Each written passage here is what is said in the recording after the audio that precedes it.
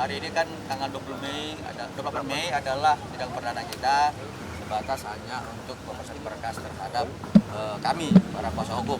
Dan kemudian untuk meneliti dan melihat apakah para pihak hadir dalam persidangan hari ini. Tapi kemudian setelah diteliti oleh majelis hakim, ternyata para pihak turut 1, 2, dan 3 tidak hadir hari ini, sehingga kemudian ditunda sampai 2 minggu ke depan. Seperti itu. Alasannya tidak hadir Dr. Reza Gladys kenapa Bang? Nah, kan itu ada kuasa kami. Tidak ingin menyaksikan sidang secara langsung? Cukup di kami saja. Bang, seandainya pihak penggugat memenangkan gugatan ini, apa siap membayar kerugian? Nah, itu tadi. Iya, jadi saya ulangin ya. Tadi saya sampaikan bahwa ini ada 3 kelompok uang, ya. Kelompok uang yang pertama adalah yang kita sebut dengan uang tutup mulut, pemerasan. Itu sudah diselesaikan di kepolisian. Diproses di kepolisian. Nah, ada lagi 4M yang kedua, mereka menuntut di sini, ya seperti yang sebelumnya saya katakan, kalau memang ada dasar hukumnya, ada perjanjiannya, memang betul-betul Dr. Reza menjanjikan dan dia memenangkan di dalam persidangan ini, 4M-nya kita akan kasihkan. Kalau benar ya. Kan itu betul, begitu ya, kalau betul. Masalah 100M-nya, saya jelaskan kembali bahwa dia menuntut ganti rugi karena tidak bisa bekerja. Tidak bisa bekerja. Kenapa nggak bisa bekerja? Karena ditahan oleh polisi. Siapa yang menahan ini adalah polisi dengan persetujuan penahanan perpanjangan oleh jaksa. Jadi dalam hal ini dia tidak bisa bekerja adalah karena ditahan polisi, diperpanjang masa penahanannya oleh jaksa. Jadi dalam hal ini kami akan audiensi kepada Kapolri dan Jaksa Agung supaya mereka juga seperti apa, apakah mungkin mereka akan bagi 2, Kapolri kasih 50M, mungkin Jaksa Agung kasih 50M. Jadi kita mau audiensi nih ke sana nih, supaya bagaimana menyelesaikan yang 100M ini. Bagian kami adalah yang 4M diperas sama 4M yang digugat on prestasi. Itu yang bagian kami, yang 2 kali 4M ini. Itu bagian kami. Kalau gugatannya benar ya. Kalau gugatannya benar. Jadi Ya. pihak penggugat membuktikan bahwa ada perjanjian kontrak walaupun hanya perjanjian lisan. Nah, itu nanti di Itu nanti persidangan. Mbak, itu nanti sampai materi perkara kita bisa lebih terbuka. Kalau sekarang kita kan belum mulai nih. Kita belum tahu apakah ada lisan apa tertulis apa enggak, kita belum tahu nih. Makanya kalau nanti memang betul dasar hukumnya ada perjanjian, ada kewajiban Dr. Reza membayar dan dimenangkan oleh hakim, kita akan kasih 4M. Tapi 100M-nya bukan bagian kami. Jadi ini kasusnya si panjang ini. Sendiri apa Bang? Pengak- Perjanjian. Pengakuan Pengakuan apa? Kan dari dia sudah klien buat apa? LP di Polda, sudah jadi tersangka. Pengakuan apa lagi? Ya itu aja pengakuannya. Enggak, pengakuan perjanjian itu apa? Perjanjian itu tidak pernah ada ya. Perjanjian tidak pernah ada ya. Yang ada adalah upaya untuk melakukan pemerasan ya, dugaan pemerasan terhadap klien kami. Baik secara elektronik, informasi elektronik dan secara undang-undang TPPU seperti itu. Ya, jadi tidak ada perjanjian kita bersama ya. Jadi yang ada adalah sebagaimana yang kami laporkan di Polda Metro Jaya dengan nomor LP 7355 tertanggal 3 Desember. Hanya itu.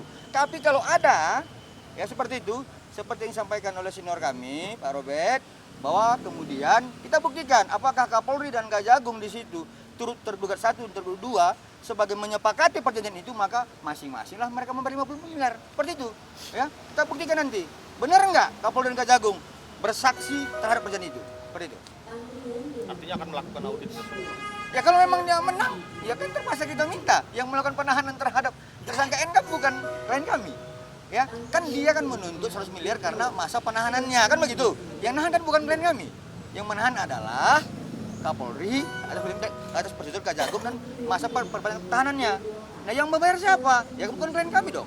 Klien kami hanya melapor adanya dugaan tidak pidana, hanya itu. Ya, seperti itu. Cukup ya? Tanggapan Dr. Reza Gladys sendiri terhadap gugatan ini apa sih Bang? Gimana?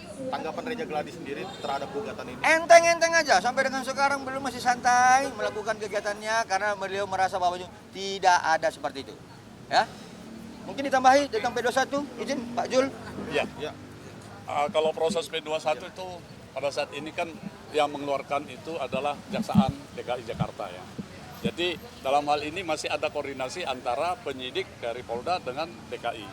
Nah mungkin ada hal-hal yang seperti kami sampaikan, ada 2 saksi yang mungkin akan diperiksa kembali di sini. Mungkin hal itu koordinasinya. Ada inisial O, ada inisial S. S. Nah, itu mungkin koordinasinya. Tapi yakinlah dengan adanya peningkatan status menjadi tersangka, itu alat bukti sudah terpenuhi untuk ditindaklanjutkan proses ini ke pengadilan. Nah, jaksa kan nanti akan bertanggung jawab di pengadilan. Nah, mungkin hal-hal yang perlu ditambahkan itulah sifatnya koordinasi sebelum dinyatakan berkas ini lengkap. P21. Tapi kami yakin bahwa Ya. jaksa penuntut umum itu Kejaksaan Tinggi DKI akan mem-P21-kan ini. Kenapa? Karena memang sudah ada sesuai dengan mekanisme hukum, 2 alat bukti sudah cukup. Hanya mungkin butuh dilengkapi hal-hal yang perlu perlengkapan untuk persidangan pengadilan. Kami yakin bahwa Kejaksaan Tinggi DKI akan mem-P21-kan ini secepatnya. Oke? Kalau bicara mediasi ya, Iya. artinya para pihak itu harus wajib hadir, Pak. Ini Apakah belum nanti- mediasi, masih ini Ya, sidang nanti- hari ini belum mediasi. Ini sidang ini masih sesuai mekanisme hukum. Ada gugatan, dipanggil para pihak, dibuka sidang. Tadi sudah dibuka sidang oleh hakim bahwa ini akan ditunda. Ini ditunda 2 minggu karena pihak-pihak yang terkait tidak hadir. Tergugat 1, tergugat 2, dan tergugat 3 tidak hadir. Maka ditunda lah ini sidang. Turut tergugat. Maksud saya ini kan sidangnya mediasi. Apakah nanti Di mediasi. di mediasi akan hadir dokter? Gini. Ya, biasanya mediasi, Dr. Reja kan Toba Mufid itu kan prinsipal kita. Biasanya prinsipal itu ikut mediasi. Tapi karena pihak sana prinsipalnya besar kemungkinan tidak bisa datang, berarti tidak ada gunanya prinsipal kami dihadirkan. Karena itu harus prinsipal dengan prinsipal.